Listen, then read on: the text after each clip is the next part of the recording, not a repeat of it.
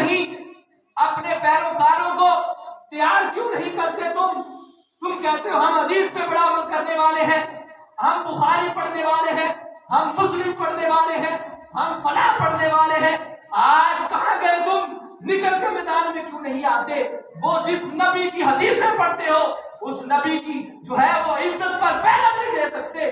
آج نبی صلی اللہ علیہ وسلم کی ختم نبوت کی بات آئی ہے، تو اپنے پیر میں گھسا ہوا ہے، تیرا کوئی بیان نہیں آیا، تو کہتا ہے ہم بڑی حدیثیں پڑھتے ہیں، ہم حدیث پڑھ کے۔ میں نے کہا تو نے حدیثیں پڑھ کے لوگوں کو گمراہ کیا ہے۔